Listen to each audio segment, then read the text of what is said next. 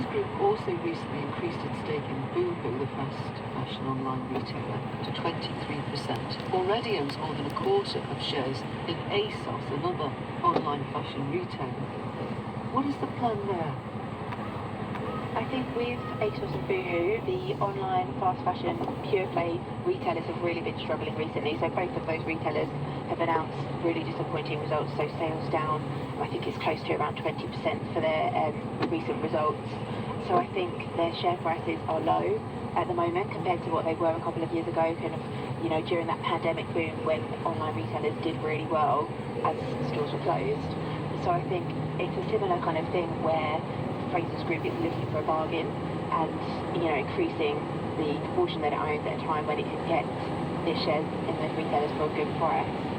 There's been talk of a possible merger between the two or various plans that Frasers Group might have. I'm not sure I can see that happening. I think ASOS may have sold Boohoo products in the past, but they are quite close competitors. You know, they're both targeting that young customer, so I'm not sure I can see that happening, but I think Frasers Group is really buying when those shares in those brands are quite cheap at the moment. Frasers also buys up retail property, including a couple of shopping malls. Tell us more about that. It's rumoured at the moment to be buying potentially a 50% stake in a shopping centre in Exeter, and it bought a couple of shopping centres last year. So that seems kind of a newer area of business. Again, I think shopping centres are at a cheaper price at the moment than they have been in recent years. So again, possibly going for a bit of a bargain, but also now Frasers Group owns so many different retailers, they could potentially bring all those brands in, operate it how they want to. They don't have to work with a landlord like they would have to do in their other retail properties. So they've got that kind of control to run it how they'd like to, change things around. So yeah, it's kind of an interesting move, and we'll see how that plays out. They're probably most well known, their bricks and mortar business anyway, through House of Fraser. Our reporter Leif Abu Ragab has been speaking to some shoppers about the House of Fraser store in Manchester, whose previously was a luxury department store, and it occupies a really imposing Art Deco building right in the city centre. This is Kendal, which was always a very important shop with quality and everything like that. Then it became sort of all things to all people, and it became Frasers, and it was the same with Debenhams, and it was the same with the Bell, and then it became sort of cheap sports clothing and things like that. So it's lost the quality edge now, and I'm not sure it knows where it's going, because you've got the cheap end of your Primark and things for really cheap clothes, and then you've got Selfridges and things, which again, so it's between two stools really, and I don't quite know what they're going to do. You know, lovely building, they need to build it somehow, but it's always very quiet when you go into that building. I mean, yeah, it's alright, isn't it? It's pretty nice inside, pretty tidy. It's all laid out quite well, so yeah, it's quite good. It's gone downhill a lot in recent years. I wouldn't go there out of choice now, whereas I might have been in the past. What is it about House of Fraser in the past that made it so special? I think if you just had more choice in terms of the home section particularly, which is why I've gone to get, you know, linens and that sort of thing. I think the buildings look really sad and dated. It looks like they haven't put any money into the shops in a long time, and you can tell, like we've just been into this one here, and it went down to this weird little annex, and it was all dark and dingy in the basement. It doesn't make you think it's like a luxury brand anymore. So some shoppers' thoughts on House of Fraser in Manchester. We asked the Fraser Group to respond to what those shoppers told us, you know, that the old Candles in Manchester isn't the lovely place it once was. But they didn't want to say anything. Simply move on. What's House of Fraser doing? Well, House of Fraser still has a similar number of stores as it has for the last couple of years, so it's around 30 stores now, but not much really seems to be happening with it, to be honest. So I think it's kind of been a bit of a forgotten retailer maybe now. I think a lot of the other department stores have really struggled, so obviously we've seen all the Debenhams stores go, and that's just operating online now. John Lewis has found it tough the last couple of years, and maybe not strictly department stores, but close competitors Next and M&S have really upped their game with what they're doing. So they've introduced lots more in-demand brands, they've kind of improved their own brand products, and I think the House of Fraser has really been left behind. It kind of feels like the Frasers Group aren't quite sure what to do with it, or possibly still deciding. They haven't really made any clear moves to change things there, so you know, it could become a house of house of brands for all the different facials that it now owns and could be kind of improved, but it just kind of feels like a bit lackluster and a bit kind of forgotten at the moment. Maybe a smaller format Fraser's store could work, but I think department stores in the way that we've known them in the last 10, 20 years, that's really kind of dying a bit of a death now. What do you think the progress of Fraser's Group tells us about the state of the retail sector in general? I guess it shows really that there have been a lot of brands that have struggled and fallen into administration in recent years. You know, it's been a tough time with the pandemic, the cost of living crisis, and consumers are being very careful about where they spend their money. So, you know, those retailers that can't offer compelling products are just not lasting in the market. They are going under, and Fraser's Group has kind of snapped up these brands. It's rumoured that Fraser's Group is potentially going to buy Ted Baker, which has recently gone into administration, so it'll be interesting to see if that happens. The management of the Royal Albert Hall has told the secondary ticketing site Viagogo that all proms tickets listed for resale on the site are invalid because they breach terms and conditions that state BBC proms tickets can't be resold on other third-party sites. The Royal Albert Hall is asking Viagogo to take its listings down. The Royal Albert Hall is also warning people buying these tickets that they may be turned away, and they say that where they can identify individual tickets displayed on any secondary site, those tickets will be cancelled. There's been a huge demand for BBC prom tickets this year, with a record-breaking 100,000 tickets sold online in the course of a single day. Some customers were unhappy to have waited in online queues, sometimes for hours, only to see tickets being listed almost instantly on resale sites. Helen Campbell, who lives in Worthing, wanted to see Florence and the Machine, but she was disappointed. She told Dave James what happened. In order to try and get proms tickets, there was a system where you had to register in advance and choose the seats that you would like to have if you were successful. Following that pre-registration, we were then invited to go online from 7:20 in the morning, and the tickets were then going on sale a couple of hours later, and then you get put in a queue. And I ended up spending 4 hours online just watching numbers counting down on the screen. And at the end of that 4 hours, I was unsuccessful. I didn't get to have the opportunity to buy any tickets because the concert that I wanted to go to had already sold out.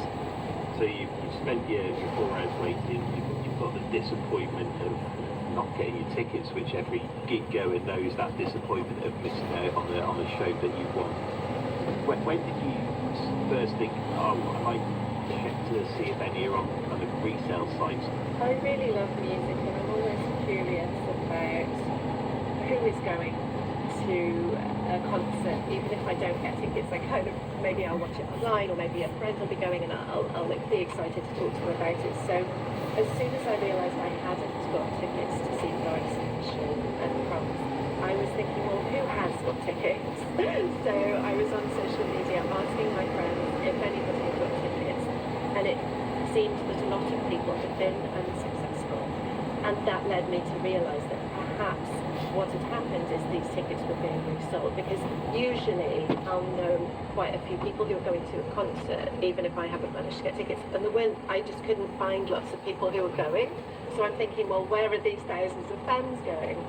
As soon as I went online to see if there were any tickets available for resale, perhaps somebody had bought too many or whatever, the prices coming up were in the thousands. I was trying to get a ticket that I think cost £34 each, and then to see tickets being sold for hundreds and even thousands just felt very galling. Does it feel different that this is a BBC event that you're seeing being profited on by some people? In addition to feeling disappointed, I did feel let down as well. I'm a licence payer. I followed all the instructions that I was told, on the website around how to register and what to do, and it feels like there's obviously people who are not playing by the rules, and I don't like unfairness, and it felt unfair, not just for me, I'm one person, okay, I didn't get tickets, fine, but there's a lot of disappointed people, and that unfairness really resonated with me, and it made me feel pretty sad, to be honest, about the music industry. It's it's obvious that you really wanted to see Florence playing at the Proms, like many other people. Were you tempted to go on these resale sites and buy them? I mean, I've looked at just before I spoke to you, and there's one's going on there from, I think the cheapest is around about £560, and there's some that are going for over £2,000 a ticket. Is there a temptation to use these resale sites when you unfortunately miss out on tickets? If I was able to buy a ticket from a real fan who wasn't able to go for face value or just above face value, I would do it, but not these inflated prices, which just feels so cynical. Yes, I love talking to other fans, and in the past I've sold tickets and bought tickets for close to face value from fans. This is not what's going on here. These overinflated prices are not. That's not music fans. That's a completely different industry, and it feels very unfair. So no, I wouldn't buy those overinflated tickets.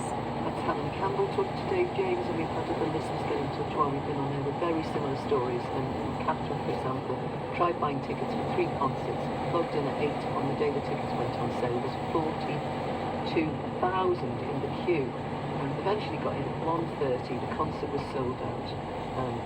Very disappointed.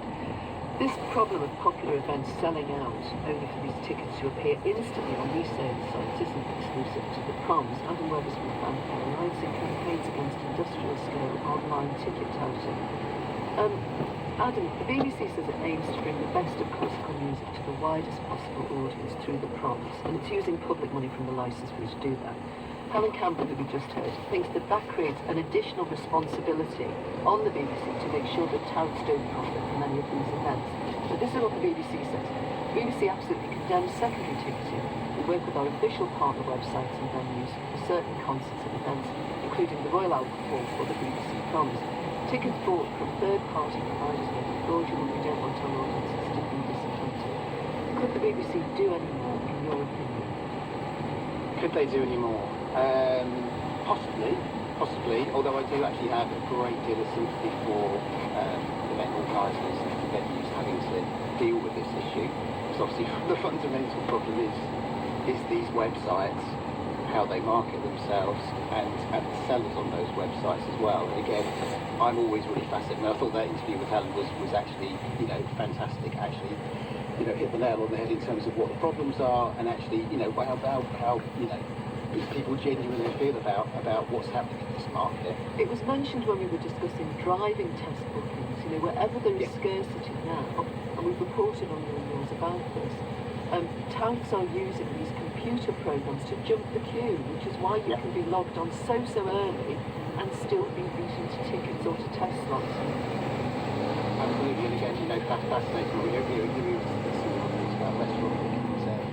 We had the Times earlier in the month, so it almost seems that any market, to be seen as a commodity market, I suppose. And again, obviously, as Helen pointed out, these are cultural events. This is music. It goes, obviously, it goes far deeper than a mere commodity.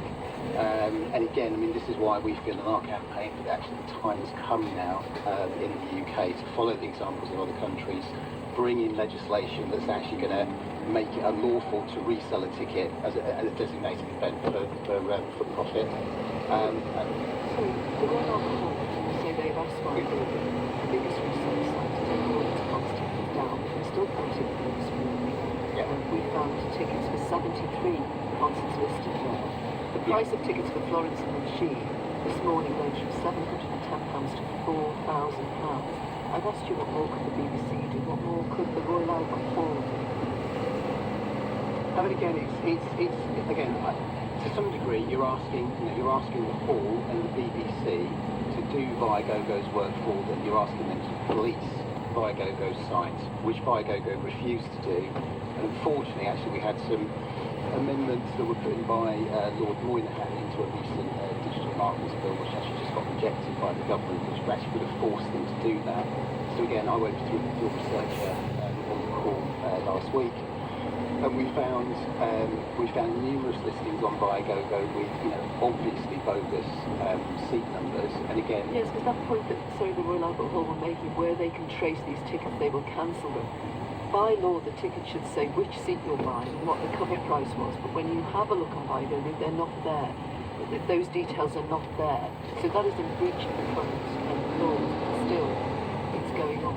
Vigo just say that, you know, where it's pointed out that they will address it.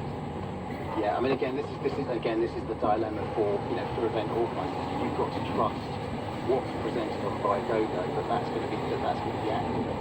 And obviously that's very difficult when you're cross-referencing what's on that site with your primary sales data. And again, it's something that you can do. And again, you can possibly contact customers, you know, where you can recognise those seats and ask them to be, you know, ask them to be removed. And obviously, again, you know, the Albert Hall, like most other venues in the UK, do offer the services they have and would like in terms of a face value resale service. They do, yeah, that's on Twickets. Adam, thanks for that reminder, thank you. And the BBC asked us to say that every proms broadcast on radio through the BBC sends some on the telly, and those are obviously on the iPlayer. There are also around 1,000 standing tickets for every concert released on the day, on the concert of the day before. So our phone in tomorrow, as I said earlier, what we want to know is, are you spending more of your money locally? And if you are, what are you spending? Email us about that right now. Here's the email address. You and yours. c.co.uk. We'll be back tomorrow, just after the midday news. Johnny Diamond will be here with the World at One in a couple of minutes after bank holiday weather. With Louise Lear. Well, it wouldn't be a bank holiday without sunny spells and scattered showers in the forecast. That's exactly what we've got to see us through the remainder of the day and actually for the rest of this month. It's been a pretty wet May of what has been shaping up for some to be a record-breaking wet spring. But I do have a glimmer of good news. Next weekend is the start of June. It looks likely as we go through our week ahead, the weather story will quieten down, dry up and fingers crossed it will not for a few days. But before that, Bank Holiday Monday is going to be a case of sunny spells and scattered showers. Showers most frequent this afternoon as we move through eastern Scotland in particular. But there is a fair widespread rash of showers around at the moment. If you manage to dodge the showers and keep some sunny spells, it's not as warm as the last couple of days, but the sun is strong, so with a little shelter it'll be pleasant enough. Top temperatures through this afternoon ranging from 15 to 18 degrees. As we go through the evening and overnight, the showers will ease from eastern Scotland to northeast England, and under clearer skies, temperatures will fall down to around 6 or 7 Celsius. So a chilly start to Tuesday, but here dry and sunny. There'll be further wet and windy weather pushing in from the west, however, and this front will continue to drift its way north and east as we go through the day on Tuesday. So a spell of wet weather for all of us on Tuesday. The frontal system clears to eastern Scotland and northeast England during the afternoon, leaving a trail of sunny spells and scattered showers behind, and again, highs generally 15 to 18 degrees. We keep those showers going through Wednesday and Thursday, but high pressure will start to build in from the west, and that means a lot more dry weather from Friday into the weekend. That's how it's looking. Whatever you do, enjoy your bank holiday Monday. A shocking scandal at the heart of a British institution. It felt like a real punch to the stomach, like all things have been stolen from our museum. A curious crime story that's barely believable. Jewelry and gems were found missing, stolen, and damaged. And a treasure hunt, a detective, and a trail for the truth. Suspicious. Very suspicious. Thief at the British Museum, presented by me, Katie Razzle, begins this Monday to Friday at 1:45 on Radio 4 and BBC Sounds. On 92 to 95 FM on BBC Sounds and on your smart speaker. You're listening to BBC Radio 4.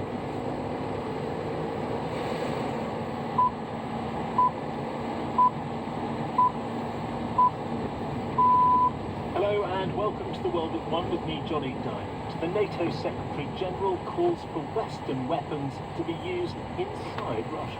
Of course, if you cannot strike Russian forces on Russian territory, then they are not able to actually strike Russian forces which are on the front line attacking almost daily. At a moment of high risk in the conflict, we'll discuss European defence and Ukraine's use of arms beyond its borders. Also on the programme, Sir Keir Starmer puts trust and stability at the heart of his first major campaign speech.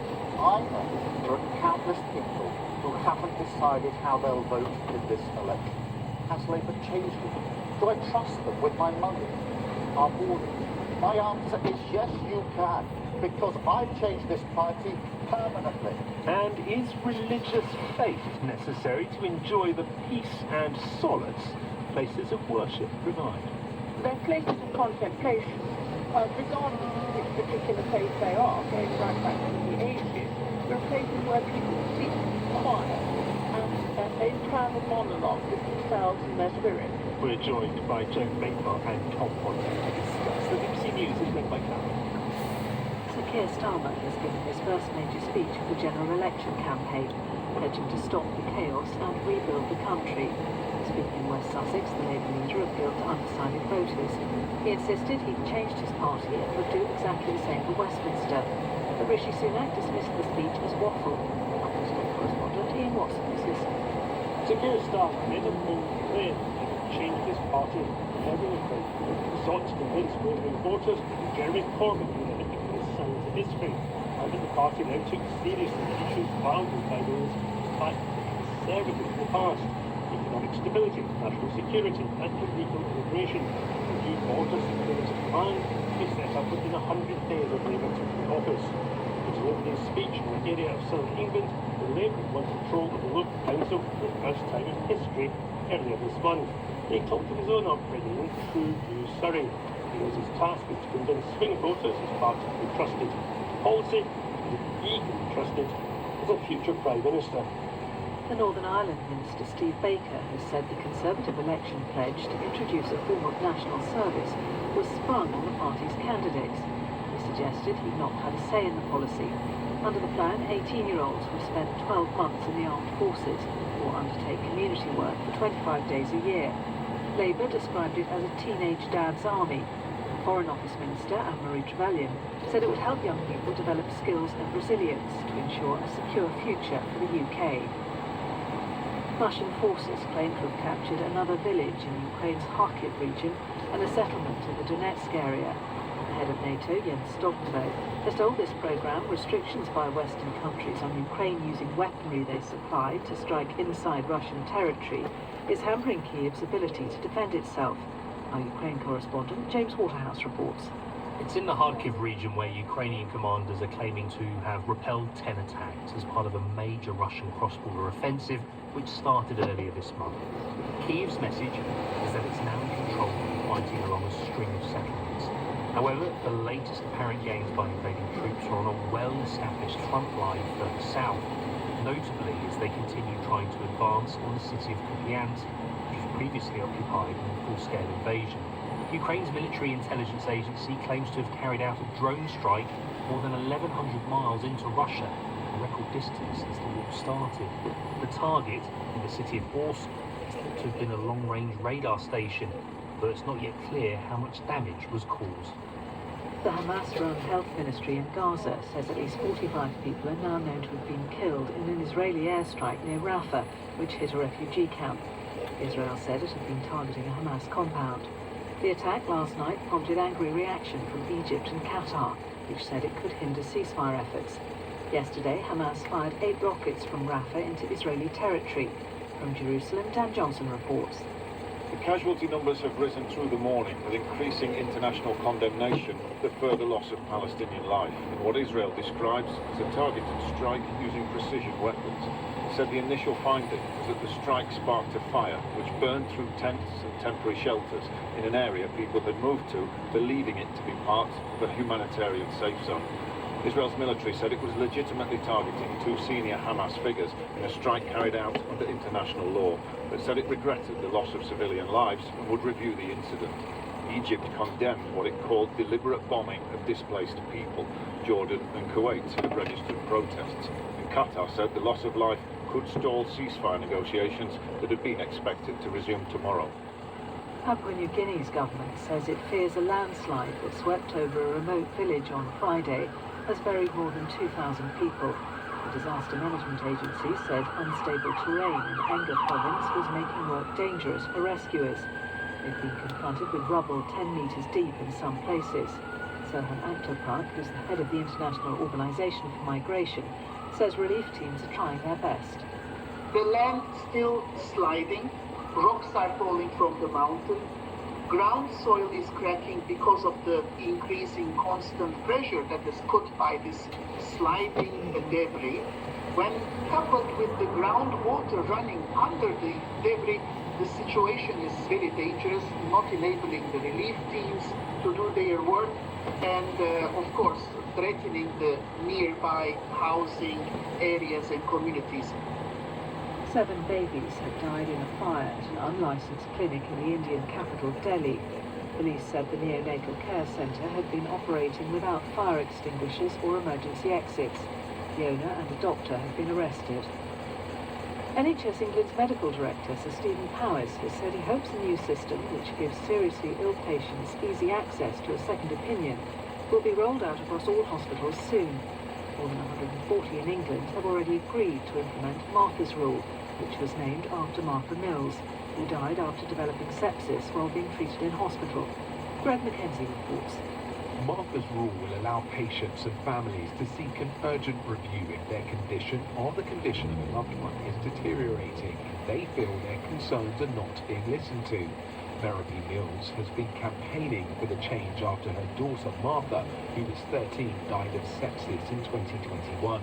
She said it was encouraging to see 143 hospitals sign up to the scheme, which she believed would bring about a change of culture. NHS England's medical director, Sir Stephen Powis, said the hospitals participating in the first phase already had critical care outreach teams in place, and he said he hoped the scheme would eventually be extended to all NHS hospitals. Greg Mackenzie reporting. Thanks very much, Caroline. The drumbeats of Russia's war in Ukraine are heard across Europe this morning as Russia claims to have taken more Ukrainian territory. Poland promises huge sums to build up its eastern border, and as NATO's outgoing Secretary General calls for the restrictions on weapons given to Ukraine to be lifted. Russia's gains are not huge, it's not that kind of war, but they come as the squeeze on Ukraine from Russia grows ever tighter. Pressure along the north-south line that separates Russian-held territory from the rest of Ukraine, and new pressure on the northeast around the great city of Kharkiv, from where our international editor Jeremy Bowen sent us this report.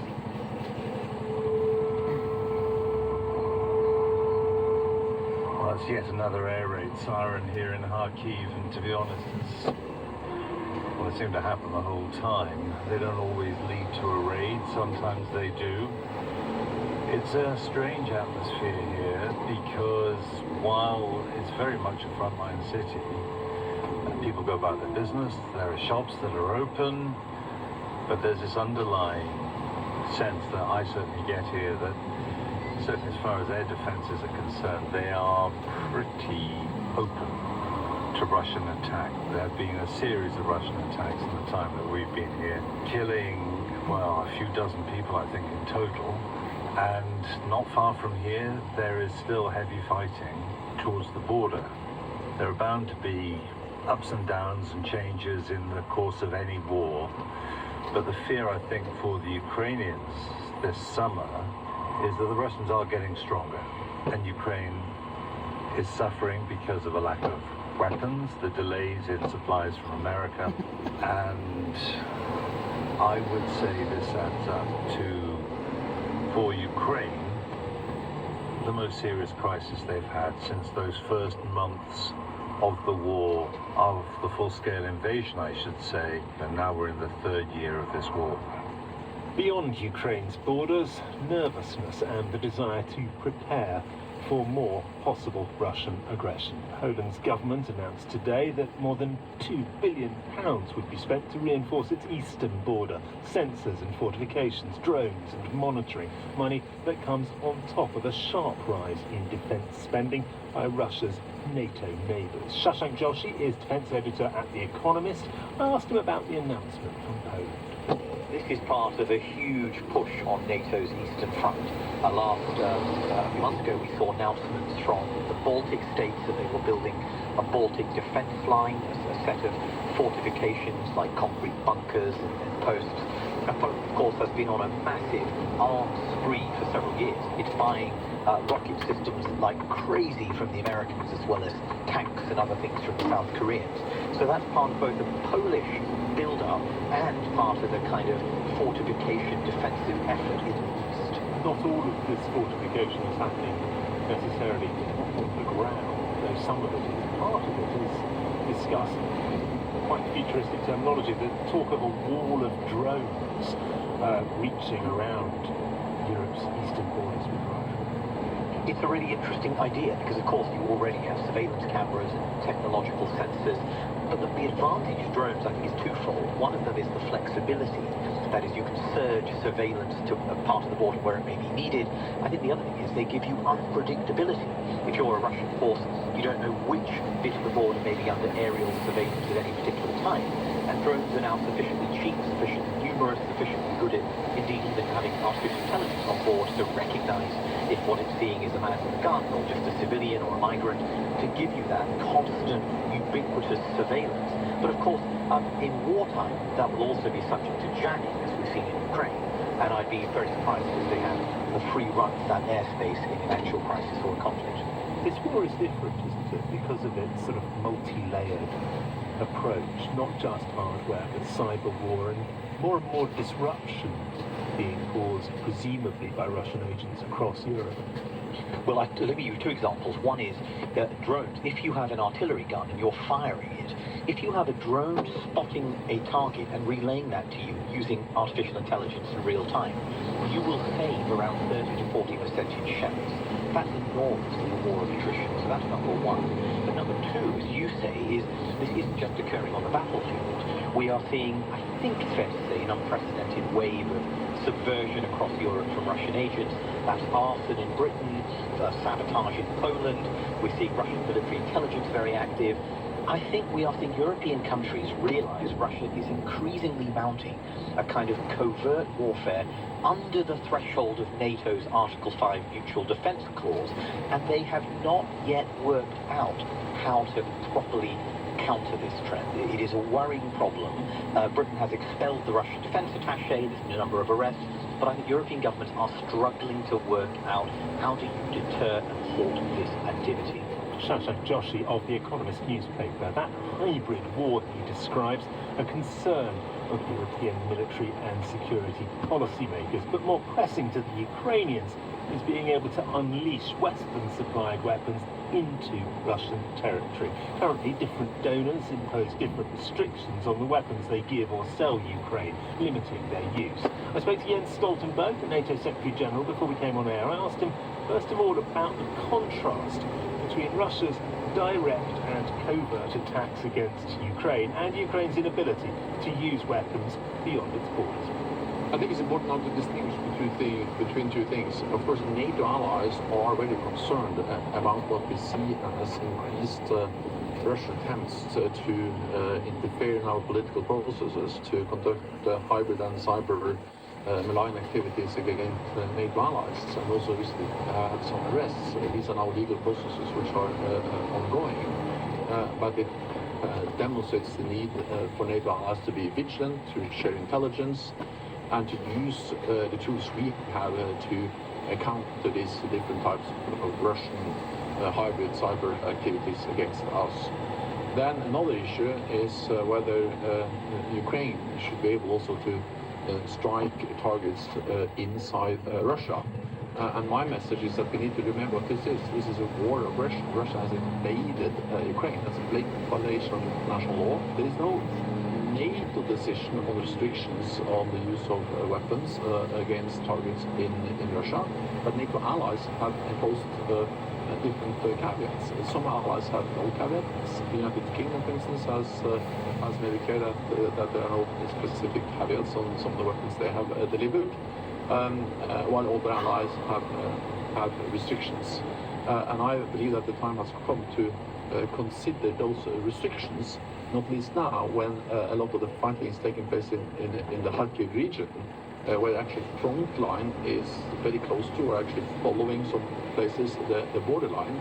And of course, if you cannot strike Russian forces on Russian territory, then they are not able to actually strike Russian forces which are on the front line attacking almost daily the Ukrainian forces. So therefore, I have stated that this is something that should be considered. That doesn't make NATO a party to the conflict. NATO should not be part of the conflict. We are not party to the conflict, but we are helping Ukraine to uphold the right for self-defense. When you talk about reconsidering the role that weapons play, are you primarily talking to the United States, which is still far and away the single biggest supplier of weapons and has maintained restrictions, unlike countries, as you say, like the United Kingdom? Well, we are in constant dialogue about these issues in NATO. It will not make my case easier if I start to name specific allies. But I have raised this issue because there is a kind of renewed urgency addressing this issue because of the intense fighting in the Kharkiv region. Do you get any sense that the argument is going your way? Well, again, these are national decisions. NATO doesn't have any, a common policy on restrictions or not restrictions, because this is individual allies that have different policies. Our task is to support Ukraine, as NATO allies have done, with unprecedented support, enabling the Ukrainians to liberate roughly 50% of the territory that was occupied at the beginning of the war, which is a big victory for the Ukrainians, but also to ensure that the NATO allies is not party to the conflict. So we want to support Ukraine, but we also want to prevent the war from escalating beyond Ukraine and become a full-scale conflict between Russia and NATO. That policy has given Russia an opening into which it has happily walked. Russia has managed to strangle support for Ukraine with the threat of spreading conflict.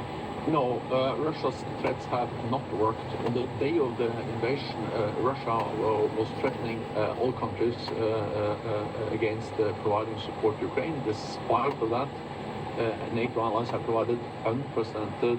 But slowly, after Ukraine has nagged and begged and wheedled. Well, the reality is that the support we have provided to Ukraine is much bigger than anyone expected at the beginning of the war. At the beginning of the war, you just thought Ukraine would lose. Everyone did. Yeah, and not least because of the support NATO allies have provided with advanced artillery systems, with Storm Shadow cruise missiles, with advanced air defense systems. We have enabled the Ukrainians to liberate half of the territory that was occupied. Russia are making some marginal gains, but they pay a very high price. And even though the Russian economy is on war footing, they have sent in hundreds of thousands of troops. They struggle to control Donbass. So the reality is that Russia is paying a very high price because of the bravery, the courage of the Ukrainian troops, combined with the support from NATO allies.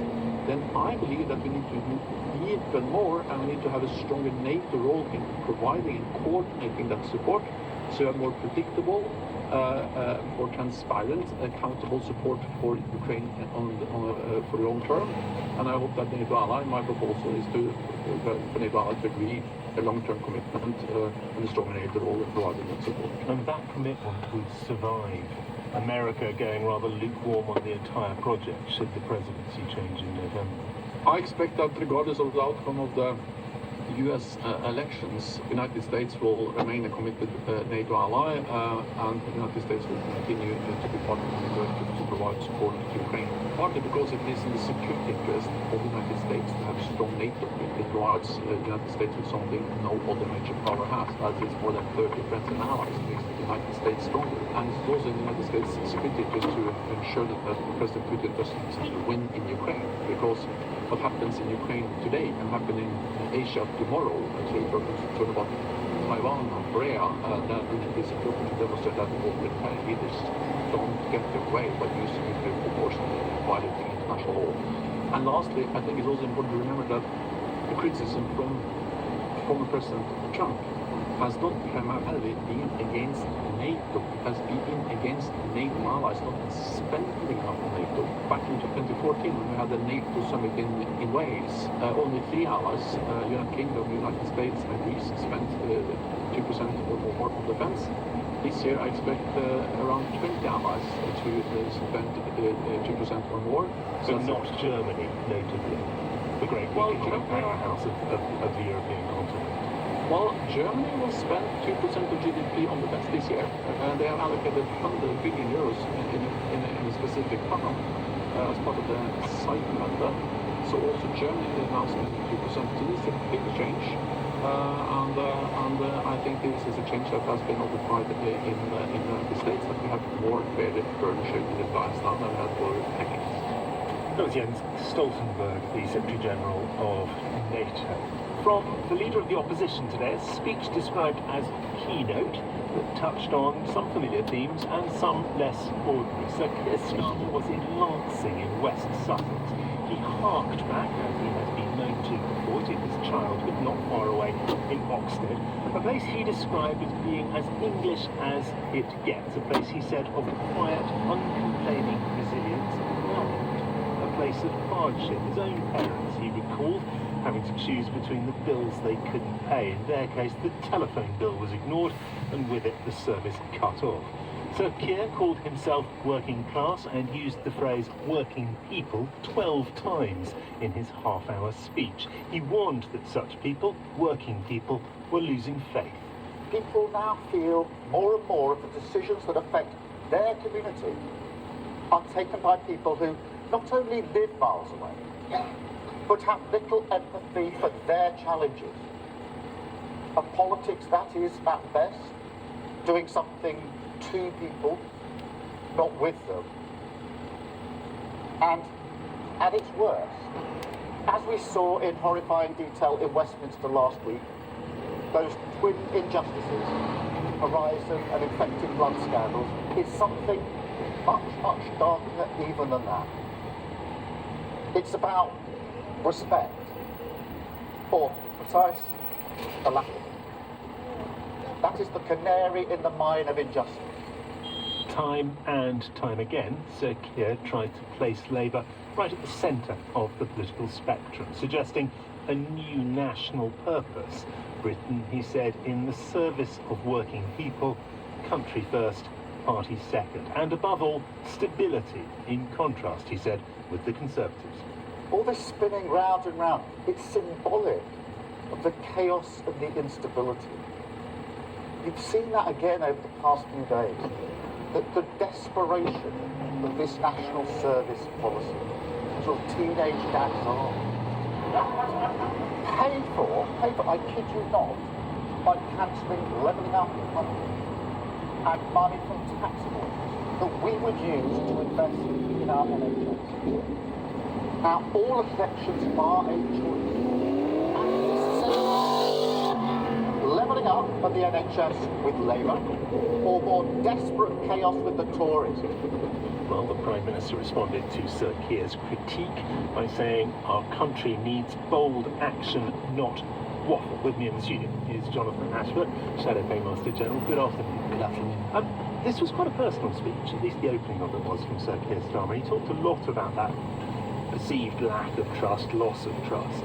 There will be some, you know, who will say when it comes to trust and trusting politicians, it's a problem for Sir Keir, because he stood for Labour leader on one set of ideas and promises, to be honest, fairly firm left, and he's now standing for country leader on a much more centrist perspective. Now that might suit you politically, but when it comes to trusting politicians, it's part of the bigger problem.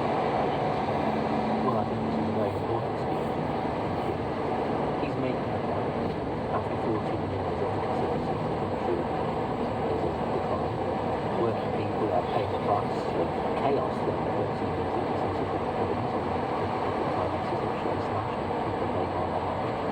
And that Britain can be so much better, which is why he's talking about how he has changed the Labour Party and how he wants to change the country, to fix the National Health Service and deliver more appointments in our National Health Service to cut waiting time, to deliver more teachers in our schools, to give every child the best start in life, to crack down on antisocial behaviour that blights vulnerable communities, and grow our economy and cut energy bills for good. Has he changed? Forgive me, because again, the prospectus on which he stood for Labour leader was very different from that which he now offers the country. Well, I think given the state of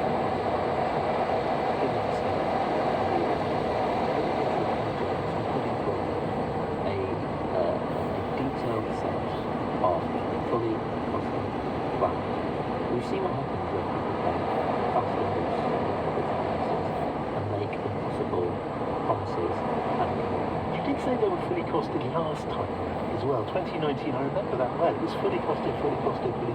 Well, these are fully costed, and every penny piece of extra expenditure works weighing in pension. And in contrast, we've seen in this a half-baked gift consideration, which will be funded by companies which will be paid for by cutting funding in Stoke, in Darlington, in Dudley, in Mansfield, partly, which has been criticised by former senior military chiefs as not properly funded and not properly thought through, where Tory ministers today cannot even tell you if a parent would face criminal sanction if their 18-year-old refused to take part in this compulsory national service and military service. Even though an 18-year-old is an adult, but apparently the Conservatives are considering sanctioning parents. We've now got a Northern Ireland minister complaining about the implications for Northern Ireland. It's half-baked, it's unravelling, and it's chaos. Okay. Yvette Cooper, the Shadow Home Secretary, has been briefing about a security sprint, her phrase, in the first few days in office, bringing, I think, intelligence agencies and security organisations, the police, all together to identify emerging threats. Do you not think they do that already? Well, she is making the point that we need to have proper cross-coordination of different government agencies on this front, and it is not as effective as it ought to be. I mean, it's perfectly reasonable that an incoming Labour government, if we are fortunate enough to win the trust of the British public, a Labour government would always put the national security and military first, would always put keeping our citizens safe first, and would want to look fully at all the challenges across the world and properly coordinate all the agencies together. If that happens, that's what you'd expect an incoming government to want. Okay. Just briefly, all the threats, national security and defence in particular, do they, to you, call out for a bigger state? Well, they don't call out for this sort of, teenage dad's army. No, all right, but your ideas, not your ideas. Proposing. No, they call out for a smart state, using our investment smartly and appropriately, investing in our resilience appropriately, growing our economy, and one of the most important security measures we could take is actually transition to our own energy sources. So when Putin is not got his foot on our throats, if you like. And that is a very important set of policies which we would introduce. It would cut energy bills for good, but it would wean us off our dependence on Putin. People know how dangerous that is in this unstable world. That's right. Shadow Master General, thank you very much for coming.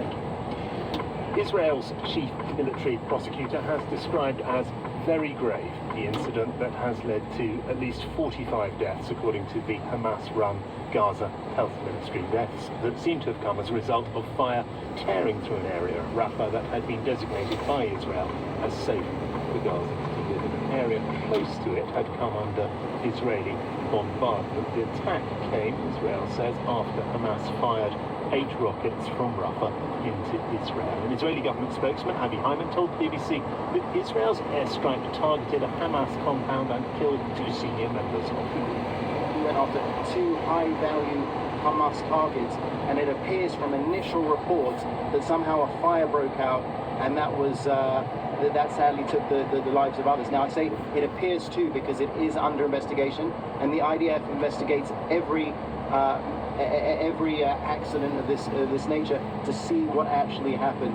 whereas Hamas runs to the media to tell tales that will help them propaganda-wise. Israel's government in the last half hour said that initial assessment that an airstrike set off a fire had been confirmed. The woman who said she was at the camp when the strike happened described her experience. We were sitting down and we prayed end of day prayer. Our children were asleep. There was nothing. We suddenly heard loud noise and the fire started burning all around us. The children were shouting. All the rooms were surrounded. The loud sound was terrifying. It sounded like shrapnel going through the rooms. Well, Naval Farsak is a Palestinian Red Crescent spokesperson in Ramallah, that's on the West Bank. She's been in touch with colleagues in Gaza dealing with the aftermath in Rafah. Families living in tents were preparing themselves for bed when the shelling began, and they became stuck as tents caught fire. People, including children, were stuck in the fire, and many of them have severe burns as well as injuries from the explosions. Our teams transferred the casualties to field hospitals in Rafah, as there is no hospital remaining that could address these many casualties, and we are extremely concerned that many of those who are injured will still die because there isn't the surgical capacity left to help all the people need, and at the same time there is no way to evacuate those who are critically wounded to receive treatment overseas, because the Rafah border, which is the only way to get in or out of Gaza, remains closed. The Palestine Red Crescent calls for the immediate and urgent intervention of the international community to protect civilians in Gaza, to hold Israel accountable. There needs to be serious steps taken to ensure the protection of civilians under international humanitarian law. What kind of medical assistance is available now to people who become injured in these intensive strikes? Because the damage to the medical system in Gaza has been so widespread, was so deep, and now so long-standing. Indeed, that's why yesterday it was a very hard and difficult night. We're talking about a large number of casualties, and at the same time our teams were forced to transport all of those casualties to 8 hospitals in Rafah, since there is no hospital remaining that could address these many casualties. As you know, most of Gaza hospitals were taken out of service, only few hospitals that are still operational, and those hospitals who are operational have already exceeded their capacity. Those few hospitals are also suffer from extreme shortages of medications and medical supplies, as well as fuel, which is needed for the power generators.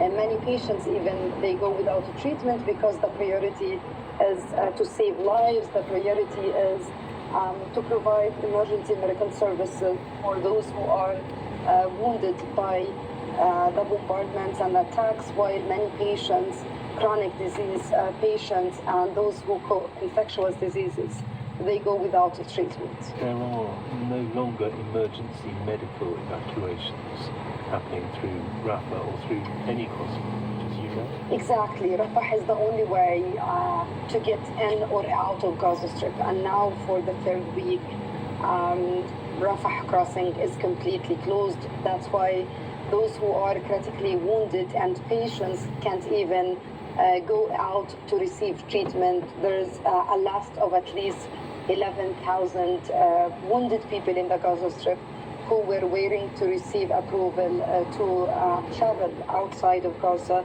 to receive life-saving surgeries. But now there has been complete blockade of the Rafah crossing. It is completely closed. No one is able to get into Gaza or to go out of Gaza. Even medical missions, doctors from all over the world who were willing to get into Gaza to support the doctors who have been working tirelessly and selflessly. That was Nabal Farsaq from the Palestinian Red Crescent base in Ramallah. Thousands and thousands of children will die unnecessarily as a result not of natural disaster or man-made famine, but because of legal action by the environmental group Greenpeace. That is the allegation levelled at the group by scientists and dietitians who support the introduction of golden rice genetically manipulated to include vitamin A, which rice lacks in its original form. Golden rice is a food revolution that has drawn the ire of those who oppose genetically modified foods. The concern of some is that the decision by a court in the Philippines will set a precedent in rice-growing regions and rice-dependent populations. Professor Kathy Martin is from the John Innes Centre, which researches plant and microbial science. Good afternoon, Professor Martin. Hi. Hello, you are hostile towards Greenpeace's move on this front, aren't you? I wouldn't say I was hostile. I'm disappointed. Well, do you think it's the wrong move? Yes, of course. The variety of golden rice that was approved and registered by the Filipino government has already been shown to be, or has already been deregulated as safe for human consumption by the US, by Canada, Australia, New Zealand, and it seems to be a bit of a backward step to now bring a court case to try and prevent people choosing to grow golden rice if they wish to. Greenpeace has some very specific concerns. Now, I put those to you. One is that those other rice growers who are growing organic or heirloom varieties end up losing their certification because it starts to become mixed with genetically modified rice. I don't think that that's a problem with golden rice because it's actually labelled because it's golden and the other varieties are not golden. So I think there are ways of detecting if there's any contamination at all. And the organic movement is responsible for certifying whether products are organic or not, so it's their responsibility to decide whether something that has been produced as organic can be sold as that. Another complaint of Greenpeace is that there are better ways of boosting vitamin A in populations. There are tried and tested solutions, such as food supplementation programs or growing crops that are high in vitamin A. Well, firstly, you're dealing with a population which is heavily dependent on rice. So just saying grow other crops is not a very feasible solution. In addition to that, biofortification, which is making the plants make the missing vitamin themselves, is a very efficient and cost-effective way of doing it. So the money that's spent is spent in research, and then once you've got the crop that's biofortified, it's a very efficient way of reaching people that really need it. And this is proven by the activities of Harvest Plus over the past 20 years as well. We have amazing success in breeding for varieties. The problem is that rice that has no genetic variation to breed high levels of beta-carotene into the rice grains. So it has to be done by a GM method, but this is just a technology difference, not an outcome difference. So in brief, you would just say, lay off. Well, in brief, I would say that this is an appeal that has been won with respect to a very specific law in the Philippines, which was interpreted on the basis of environmental risk, but it doesn't apply to it doesn't apply to other countries. And I think that the precautionary principle on which this decision was made was misinterpreted, so that I think that there will be a successful appeal by the government. Professor Martin, thank you very much for coming on The World at One. Hatless, I take off my cycle clips with awkward reverence. So the poet, the late Philip Larkin, approached a quiet church in the countryside, destined, as he put it, to be a place to satisfy a hunger in oneself to be more serious. Philip Larkin is not the only person to feel like that. The quick as well as the dead think of churches and other houses of worship as places to grow wise in. The astronomer royal, Lord Rees of Ludlow, professes no faith but declares himself a churchgoer. The question springs eternal. Why? Why should these places, less recognisable each week as they decay, why should they still stir the hearts of the faithless as well as the faithful? Joan Bakewell, Baroness Bakewell, was brought up in the Christian faith, is now a full-throated humanist. Tom Holland is an historian, author and broadcaster. I brought them together before we came on air and asked Tom if he could understand why people may disagree with Lord Rees and his faith-free church-going. No, it astonishes me that anyone would have any problem with that at all. I think that churches and cathedrals were built to serve, among many other purposes, as places for reflection, places to reflect on our relationship as mortal human beings with the immensity of time and space. And so I can absolutely see why an astronomer royal would get something out from it without necessarily being a believing Christian. Absolutely. Joan, you were brought up a Christian. You no longer walk with faith. But the buildings still mean something to you, mean a lot to you? Very much so. They're places of contemplation, regardless of which particular place they are, going right back to the ages. They're places where people seek quiet and an internal monologue with themselves and their spirit. And I think that is eternal. I think that goes on from generation to generation. Beauty matters a great deal. Beauty, silence, the sense of, I think it comes up in Larkin, that people have been there for generations and have been thoughtful, and it leaves a mood of introspection, which you can sense when you go into these places. You don't want to be noisy when you go into a church. Tom, is the lack of that, I mean, so many people have that lack in this country, is that dependent upon the context of Judeo-Christianity, of turning corners the whole time and stumbling into churches and the like? I think it's wrong to assume that churches and cathedrals are embodiments simply of contemplation, of withdrawal from the world. I think actually they are